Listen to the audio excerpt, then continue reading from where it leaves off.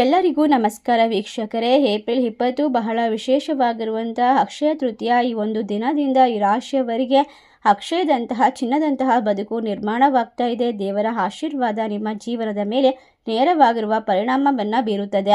ತಾಯಿ ಚಾಮುಂಡೇಶ್ವರಿಯ ಅನುಗ್ರಹ ನಿಮ್ಮ ಜೀವನದಲ್ಲಿ, ಲಕ್ಷ್ಮೀ ದೇವಿಯ ಸಂಪೂರ್ಣವಾದ ಅನುಗ್ರಹದ ಜೊತೆಗೆ ಎಲ್ಲ ರೀತಿಯ ಸಂಕಷ್ಟಗಳ ಪರಿಹಾರವನ್ನು ಕೂಡಿಸಿಕೊಡುತ್ತದೆ. ಈ ರಾಶಿ ಚಕ್ರದವರ ಬಾಳು ಅದ್ಭುತವಾಗಿರುತ್ತೆ. ಕಷ್ಟಗಳಿಂದ ಪರಿಹಾರ ಸಿಗುತ್ತೆ. ನೀವೇ ಒಂದು ಅದ್ಭುತವಾದ ಶಕ್ತಿಯನ್ನು ನಿರ್ಮಾಣ ಮಾಡ್ಕೊಳ್ತೀರಾ. ಜೀವನದ ಎಲ್ಲ ಕ್ಷೇತ್ರದ ಮೇಲೂ ಕೂಡ ನೇರವಾಗಿ ಪರಿಣಾಮ ಬೀರುವಂತಹ ವಿಶೇಷವಾದ ಸಮಯ ಇದಾಗಿರುತ್ತದೆ. ಈ ರಾಶಿ ಚಕ್ರದವರಿಗೆ ಸಂಪೂರ್ಣವಾಗಿ ದೇವರ ಅನುಗ್ರಹದಿಂದ ಅದೃಷ್ಟದ ಗಳಿಗೆ ಶುರುವಾಗ್ತಾ ಇದೆ. ಹಠಾತ್ ಆಗಿ ಧನ ಲಾಭ ಸಾಧ್ಯತೆ ಇದೆ. ಎಚ್ಚರಿಕೆಯಿಂದ ಈ ರಾಶಿಯವರು ಎಲ್ಲ ಕೆಲಸವನ್ನ ನಿರ್ವಹಿಸಬೇಕು. ಅಕ್ಷಯ ತೃತೀಯ ಈ ರಾಶಿ ಚಕ್ರದವರ ಜೀವನದ ಮೇಲೆ ನೇರವಾಗಿ ಪರಿಣಾಮವನ್ನ ಬೀರುತ್ತದೆ. ಅಷ್ಟೇ ಅಲ್ಲದೆ ಇವರ ಕಷ್ಟಗಳನ್ನ ದೂರ ಮಾಡಿ ನೆಮ್ಮದಿಯನ್ನ ತಂದು ಕೊಡುವಂತಹ ವಿಶೇಷವಾದ ಸಮಯ ಅಂತ ಹೇಳಿದ್ರೆ ತಪ್ಪಾಗೋದಿಲ್ಲ. ಹಾಗಾದ್ರೆ ಈ ರಾಶಿ ಚಕ್ರದವರ ಅದೃಷ್ಟವನ್ನ ದುಪ್ಪಟ್ಟು ಮಾಡುವಂತಹ ವಿಶೇಷವಾದ ಸಮಯ ಯಾವಾಗ ಶುರುವಾಗ್ತಾ ಇದೆ?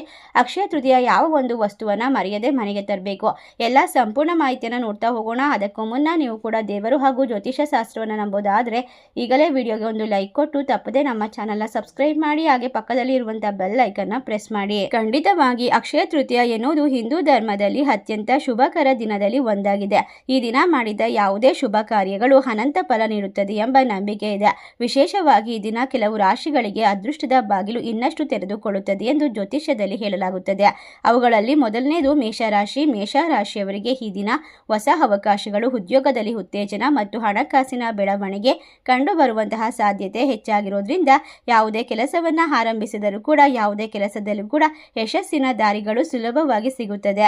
ಒಟ್ಟಾರೆ ಈ ರಾಶಿ ಚಕ್ರದವರ ಬಾಳಿನಲ್ಲಿ ಇರ್ತಕ್ಕಂತಹ ಪ್ರತಿಯೊಂದು ಸಾಲ ಬಾಧೆ ಸಂಕಷ್ಟಗಳನ್ನು ಪರಿಹಾರ ಮಾಡ್ಕೊಳ್ತಾರೆ.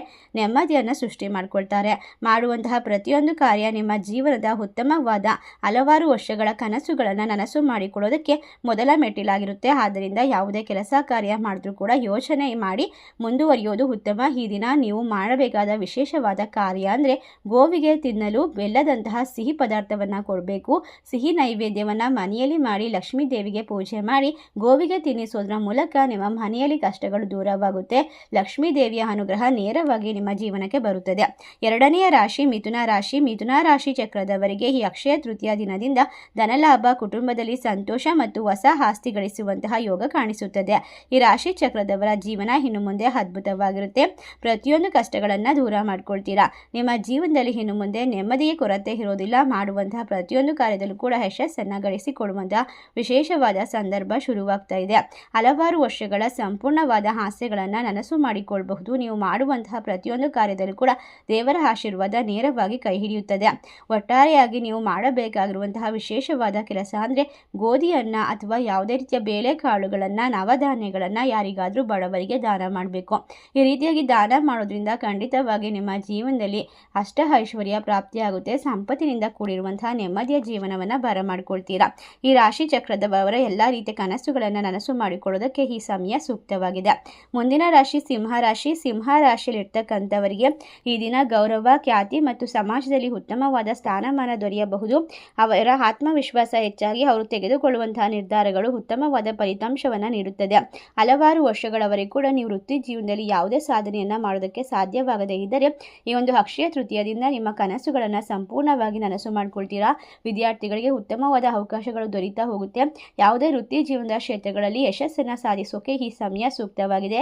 ನಿಮ್ಮ ನಿರ್ಧಾರಗಳು ಹಲವಾರು ವರ್ಷಗಳವರೆಗೂ ಕೂಡ ಒಂದು ಒಳ್ಳೆಯ ಫಲಿತಾಂಶವನ್ನು ತಂದು ಕೊಡುತ್ತೆ ಅಂತ ಹೇಳಿದ್ರೆ ತಪ್ಪಾಗೋದಿಲ್ಲ. ಯಾವುದೇ ಕೆಲಸ ಮಾಡಿದ್ರೂ ಕೂಡ ಯೋಚನೆ ಮಾಡಿ ನಿರ್ಧಾರವನ್ನು ತೆಗೆದುಕೊಳ್ಳಿ. ಹಣಕಾಸಿನ ವ್ಯವಹಾರದಲ್ಲಿ ಯಾರನ್ನು ಕೂಡ ಕುರುಡರಾಗಿ ನಂಬೇಡಿ.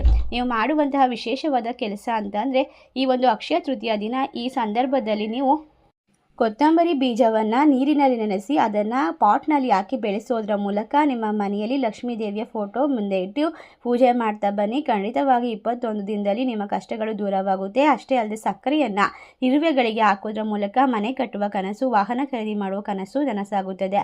ಈ ಸಮಯ ಕಷ್ಟದಲ್ಲಿರ್ತಕ್ಕಂಥವರೇ ನಿರ್ಗತಿಕರಿಗೆ ಸಹಾಯ ಮಾಡ್ತಾ ಬನ್ನಿ. ನಿಮ್ಮ ಜೀವನದಲ್ಲಿ ಆಗುವಂತಹ ಬದಲಾವಣೆಯನ್ನು ನೀವು ನೋಡ್ತೀರಾ. ಮುಂದಿನ ನಾಲ್ಕನೇ ರಾಶಿ ಬಂದು ತುಲಾರಾಶಿ. ತುಲಾರಾಶಿಯವರಿಗೆ ಈ ದಿನ ಸಂಬಂಧಪಟ್ಟಂತೆ ಸೌಹಾರ್ದತೆ, ವ್ಯವಹಾರದಲ್ಲಿ ಲಾಭ, ಹೊಸ ಸಂಪರ್ಕಗಳ ಮೂಲಕ ಪ್ರಗತಿ ಕಾಣಬಹುದು. ಒಟ್ಟಾರೆಯಾಗಿ ಗೌರವ, ಖ್ಯಾತಿ ಮತ್ತು ಸಮಾಜದಲ್ಲಿ ಉತ್ತಮ ಸ್ಥಾನಮಾನವನ್ನು ಪಡೆದುಕೊಳ್ತೀರಾ. ಕುಟುಂಬದಲ್ಲಿ ಸಂತೋಷ ಮತ್ತು ಹೊಸ ಆಸ್ತಿ ಗಳಿಸುವಂತಹ ಯೋಗ ಕಾಣಿಸ್ತಾ ಇದೆ. ಈ ಒಂದು ವಿಶೇಷವಾಗಿರುವ ಅಕ್ಷಯ ತೃತೀಯ ಹಬ್ಬದಿಂದ ನಿಮ್ಮ ಜೀವನದಲ್ಲಿ ವಿಶೇಷವಾಗಿರುವಂತಹ ಸ್ಥಾನಮಾನ, ಲಾಭವನ್ನು ಗಳಿಸಿಕೊಂಡು ನೆಮ್ಮದಿಯನ್ನು ಬರಮಾಡಿಕೊಳ್ಳುವಂತಹ ಸುಸಂದರ್ಭ. ಮಕ್ಕಳ ವಿಚಾರದಲ್ಲಿ ಸಿಹಿ ಸುದ್ದಿ ಕೇಳಿ ಬರುತ್ತೆ. ಮನೆಯಲ್ಲಿ ಒಳ್ಳೆಯ ಕಾರ್ಯಗಳನ್ನು ನಿರ್ವಹಿಸುವಂತಹ ಕ್ಷಣ. ನಿಮ್ಮ ಕನಸುಗಳನ್ನು ನನಸು ಮಾಡಿಕೊಳ್ಳೋದಕ್ಕೆ ವಿದೇಶಕ್ಕೆ ಹೋಗುವಂತಹ ಆಸೆಗಳನ್ನು ನಿಮ್ಮ ಆಫೀಸ್ ಕಡೆಯಿಂದ ನನಸು ಮಾಡಿಕೊಳ್ತೀರಾ. ಇದರಿಂದಾಗಿ ಹೆಚ್ಚಿನ ಒಂದು ಮಟ್ಟದ ಲಾಭ, ನೆಮ್ಮದಿಯ ಜೀವನ, ಕನಸುಗಳನ್ನು ನನಸು ಮಾಡಿಕೊಳ್ಳುವಂತಹ ಸುಸಂದರ್ಭ. ಎಲ್ಲ ರೀತಿಯ ಕಷ್ಟಗಳನ್ನು, ಸವಾಲುಗಳನ್ನು ಎದುರಿಸಿ ಈ ಮಟ್ಟಕ್ಕೆ ಬಂದಿರುವಂತಹ ತುಲಾರಾಶಿಯವರಿಗೆ ಇನ್ನು ಮುಂದೆ ವ್ಯವಹಾರದಲ್ಲಿ ಅಧಿಕ ಮಟ್ಟದ ಲಾಭವನ್ನು ಗಳಿಸಿಕೊಳ್ಳುವ ಮೂಲಕ ಶ್ರೀಮಂತಿಕೆಯನ್ನು ಬರಮಾಡಿಕೊಳ್ಳಬಹುದು. ತಾಯಿ ಚಾಮುಂಡೇಶ್ವರಿ ಹಾಗೂ ಲಕ್ಷ್ಮೀದೇವಿಯ ಅನುಗ್ರಹ ಕೈ ಹಿಡಿಯುತ್ತದೆ. ನಿಮ್ಮ ಕಷ್ಟಗಳನ್ನು ದೂರ ಮಾಡುತ್ತೆ. ಸಾಲ ಬಾಧೆಗಳಿಂದ ಪರಿಹಾರ ಸುಲಭವಾಗಿ ಸಿಗ್ತಾ ಹೋಗುತ್ತೆ. ನೀವು ಯಾವುದೇ ಕೆಲಸ ಮಾಡಿದರೂ ಕೂಡ ಅದರಲ್ಲಿ ದೇವರ ಆಶೀರ್ವಾದವನ್ನು ಪಡೆದುಕೊಳ್ತೀರಾ. ಈ ರಾಶಿ ಚಕ್ರದವರು ಮಾಡಬೇಕಾದಂತಹ ವಿಶೇಷವಾದ ಪರಿಹಾರ ಅಂತ ಅಂದರೆ ಲಕ್ಷ್ಮೀ ದೇವಿಗೆ ತುಂಬ ಪ್ರಿಯವಾಗಿರುವಂತಹ ಬಾರ್ಲಿಯನ್ನು ಮನೆಗೆ ತಂದು ಅದರಲ್ಲಿ ಸಿಹಿ ಪಾಯಸವನ್ನು ಮಾಡಿ ಲಕ್ಷ್ಮೀ ದೇವಿಯ ಮುಂದೆ ಹಾಗೂ ಹಸುವಿಗೆ ಗೋಮಾತೆಗೆ ತಿನ್ನಿಸಬೇಕಾಗುತ್ತೆ. ಇದರಿಂದಾಗಿ ನಿಮಗೆ ಸಿಹಿ ವಾರ್ತೆಗಳು ಆದಷ್ಟು ಬೇಗ ಸಿಗ್ತಾ ಹೋಗುತ್ತೆ. ಮುಂದಿನ ರಾಶಿ, ಕೊನೆಯ ರಾಶಿ, 5ನೇ ರಾಶಿ ಬಂದು ವಿಶೇಷವಾಗಿ ಈ ರಾಶಿ ಚಕ್ರದವರಿಗೆ ಮಕರ ರಾಶಿ. ಮಕರ ರಾಶಿಯಲ್ಲಿ ಇರ್ತಕ್ಕಂಥವರಿಗೆ ವಿಶೇಷವಾಗಿ ಈ ದಿನ ಶ್ರಮಕ್ಕೆ ತಕ್ಕ ಪ್ರತಿಫಲ ಸಿಗುತ್ತೆ. ಉದ್ಯೋಗದಲ್ಲಿ ಸ್ಥಿರತೆ, ಆರ್ಥಿಕವಾಗಿ ಪರಿಸ್ಥಿತಿಯಲ್ಲಿ ಸುಧಾರಣೆ ಮತ್ತು ಲಾಭದ ಒಂದು ಸಾಧ್ಯತೆಗಳಿದೆ. ಈ 5 ರಾಶಿಯವರು ಅಕ್ಷಯ ತೃತೀಯ ದಿನದಲ್ಲಿ ದೇವರ ಪೂಜೆ, ದಾನ ಧರ್ಮ ಮಾಡೋದು, ಹೊಸ ಕೆಲಸವನ್ನು ಆರಂಭಿಸೋದು ಮುಂತಾದವುಗಳಿಂದ ಇನ್ನಷ್ಟು ಶುಭ ಫಲಿತಾಂಶವನ್ನು ಪಡೆಯಬಹುದು.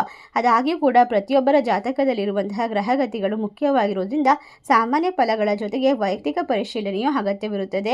ಈ ಸಂದರ್ಭದಲ್ಲಿ ನೀವು ಮಾಡುವಂತಹ ಸಣ್ಣ ಪುಟ್ಟ ಒಳ್ಳೆಯ ಕಾರ್ಯಗಳು ನಿಮ್ಮ ಹಲವಾರು ವರ್ಷಗಳ ಜೀವನಕ್ಕೆ ಭದ್ರವಾದ ಅಡಿಪಾಯವಾಗುತ್ತದೆ.